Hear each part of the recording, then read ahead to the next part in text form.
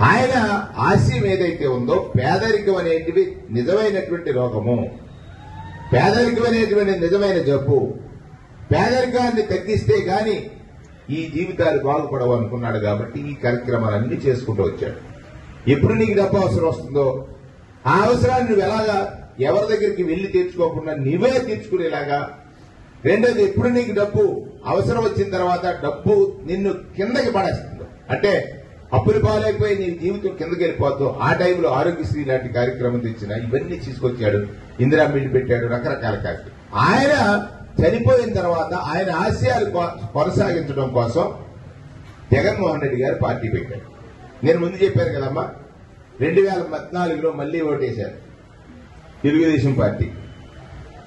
ముగ్గురికి, ఇప్పుడున్న పవన్ కళ్యాణ్ గారికి, తెలుగుదేశానికి, భారతీయ జనతా పార్టీ. దానివల్ల ఎంత నష్టపోయామో తెలుసమ్మా. మన రాష్ట్రం విడిపోయింది. ఆ టైంలో మన పిల్లలకు ఉద్యోగాలు వస్తాయని మనందరం నమ్మాం. ప్రత్యేక తరగతి హోదా ఇస్తానన్నాడు. ఆ 2014లో నెగ్గినటువంటి ఆశపరుడైన చంద్రబాబు నాయుడు గారు ప్రత్యేక తరగతి హోదాని ఎందుకు తాకట్టు పెట్టేశాడో తెలుసా? ఈయన హైదరాబాద్ లో ఉండేవాడు. మన 10 ఏళ్ళు ఉమ్మడి రాజధాని హైదరాబాద్. ఓటుకు నోటు, ఒక ఎమ్మెల్సీ ఎలక్షన్ లో డబ్బిచ్చి ఓటు కొందామని ప్రయత్నించాడు. పట్టుకున్నాడు కేసీఆర్. రాత్రి వచ్చేసాడు. అంటే మన జీవితాల్ని, మన రాష్ట్ర ప్రయోజనాల్ని, మన రాష్ట్ర ప్రజల ప్రయోజనాల్ని తాకట్టు పెట్టాడా లేదా? ప్రత్యేక తరగతి హోదా పోయే, ఉమ్మడి రాజధాని పోయే, సంపాదన ఎలాగ ఆలోచించాడు. పోలవరాన్ని నేను కడతానన్నాడు, జాతీయ ప్రాజెక్టు. ఇవాటికి ప్రాణవరం అవలే. పోలవరం ఎలా ఆగిపోయిందనంటే ఈయన తీసుకున్న విధానపరమైన నిర్ణయం కరెక్ట్ గా లేని కారణం చేత ముందు కట్టాల్సింది వెనక కట్టాల్సింది ముందు కట్టి ఆ ప్రాజెక్ట్ ని పెట్టేశాడు. అప్పుడు మహిళలు మోసం చేశాడు. ఎలా? రాజశేఖర రెడ్డి గారు ఇచ్చిన పావలా వడ్డీ వల్ల మీ పరపతి పెంచుకుని డబ్బు తెచ్చుకున్న మీకు బ్యాంకులు మిమ్మల్ని గౌరవించాయి. కానీ మీకు చెప్పాడు మీ అప్పులన్నీ నేను తీరుస్తాను, కట్టలేదు. అప్పుడేమయ్యే? డబుల్ అయ్యాయి. అప్పుడు దాకా 14,000 కోట్లు ఉన్న అప్పులు 25,000 కోట్లు అయ్యాయి. చూడండి, ఒక్క ఓటు వేశారు నమ్మి, కానీ మీ అప్పు డబుల్ అయింది, మీ పరపతే కిందకి వెళ్ళింది. అంతేనా?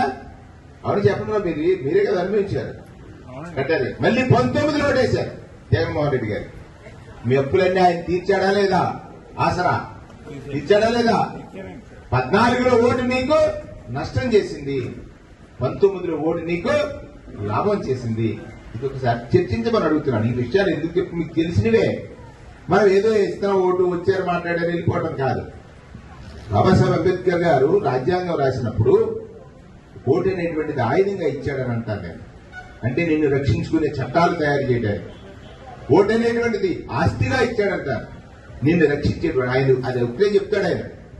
నిన్ను రక్షించేటువంటి ఆస్తి ఎందుకు అవుతుందనంటే, చూడండి, రాజశేఖర రెడ్డి గారికి వేసినప్పుడు నీ జీవితం ఎలా ఉంది, జగన్మోహన్ రెడ్డి గారు చేసినప్పుడు నీ జీవితం ఎలా ఉంది, చంద్రబాబు నమ్మి ఓటు వేసినప్పుడు మీరు ఎంత కష్టపడ్డారు, మళ్ళీ ఇప్పుడు ఎంత కష్టపడుతున్నారు. ఈ 3 మాటలు చెప్తున్నారు. మీరు అడగల జగన్మోహన్ రెడ్డి గారిని మీ అప్పులు కొట్టేశాడు. 45 ఏళ్ళు వయసు దాటిన ప్రతి మహిళకి 18,750 ఇచ్చాడు కదా. కాపులైతే కాపు నేస్తం ఇచ్చాడు. అగ్రవర్ణాలు అయితే ఈబీసీ రాష్ట్రం ఇచ్చాడు, ఎస్సీబీసీలు అయితేనేమో చేయూత ఇచ్చాడు. మరి ఇది ఎందుకు వచ్చింది? 19లో నీ వేసిన ఓటు నీ ఇంటికి ఏం తెచ్చింది? ఈ కార్యక్రమం తెచ్చింది. నీ ఇంట్లో పిల్లలుంటే అమ్మఒడి, ఆయన ఆలోచన కదా. అంతకుముందు అమ్మఒడి ఉందా? 14లో లేదు కదా. అమ్మఒడి వచ్చింది నీ ఓటు వల్లే కదా. నీ ఓటు వల్ల 2019లో అమ్మఒడి అయినటువంటి కార్యక్రమం వచ్చింది. ఆటో ఉంటే ఆటో నేస్తం వచ్చింది, వాహన మిత్ర. నీకు మళ్ళీ ఆరోగ్యశ్రీ ఎంత పెరిగింది?